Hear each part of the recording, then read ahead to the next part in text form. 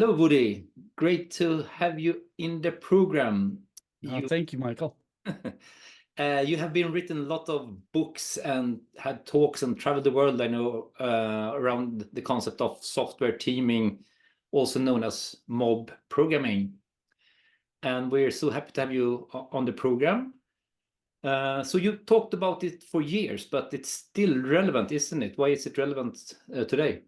Oh, that's a really good point because when I first started programming, I always worked alone. I was a solo programmer. And that went up until about 1998 or so. I heard about pair programming. And I learned how to do that, and I started working with two people. And then in that same year, 1999, I got a job at a place where I was put on a team, and we never did anything at all like a team. We worked alone, even though we were on a team.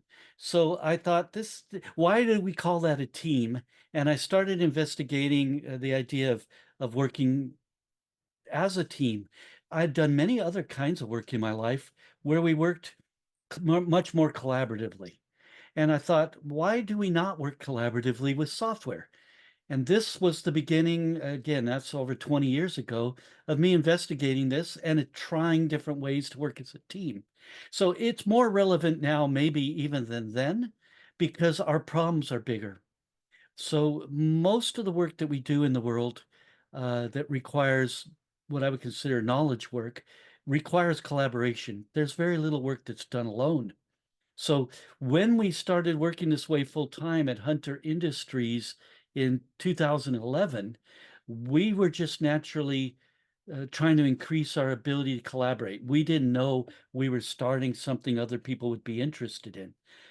But as it grew, it just became more and more relevant to us that working as a team is critical. I have a book. I don't know if you're going to be able to show this, but I have a book on my shelf called Teaming. Oops, there we go, by Amy Edmondson. That book came out in 2012. And in this book, she talks about why it is so important to work as a team in our modern workplace.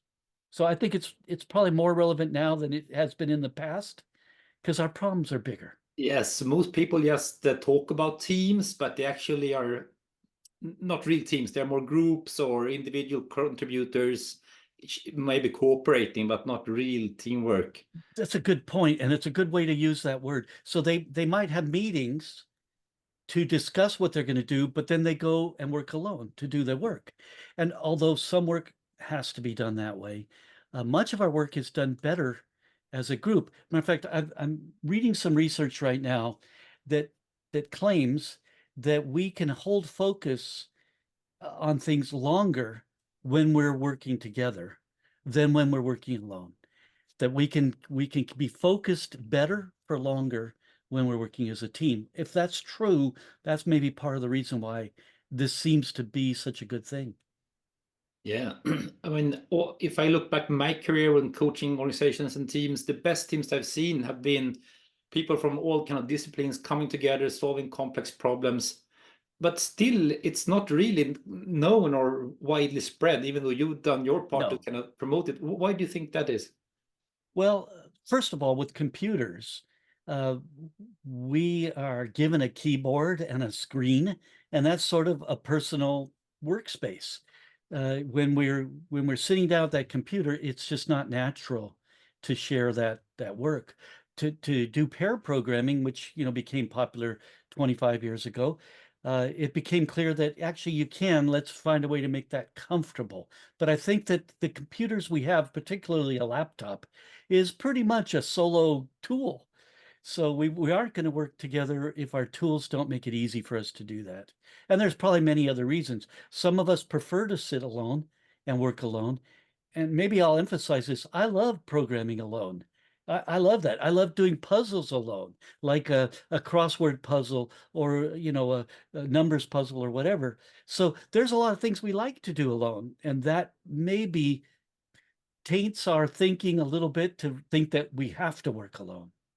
But I don't think we have to. I think that we can learn to work better with others than we can work alone. Yes, and there's so many yeah, objections to working together at the same time. Yeah. And yes, so how do you typically respond to that? So there are a number of reasons not to work together. And so some of them are meaningful and some of them aren't. One common statement I hear is something like this: we can't really do software teaming or mob programming because we have too much work to get done. So we have to separate everybody so we have many things being worked on at the same time. So to me, that's full of assumptions. The idea that we have so much work to get done, we have to split the work up. But the assumption is we will get more done faster if we split the work up. But probably in reality, that's not true. My experience is it's not true.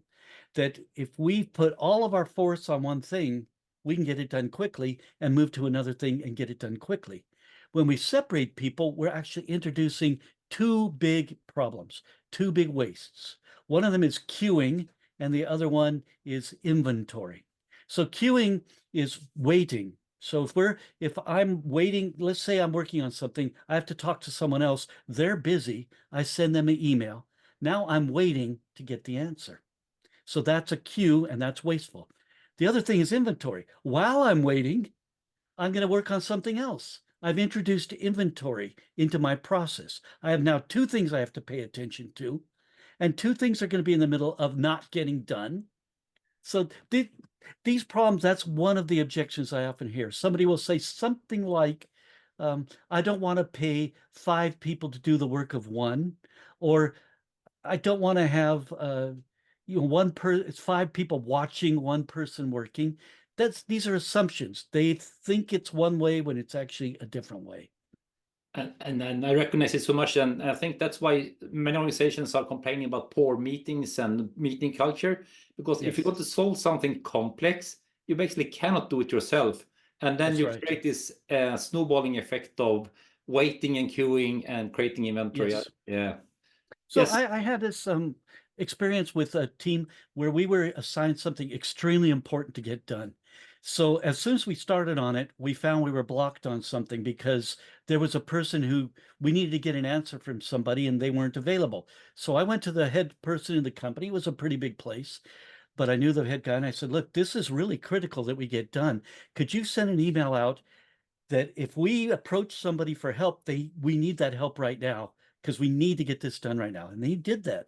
By the end of a day, we had 17 people all working together on this one problem.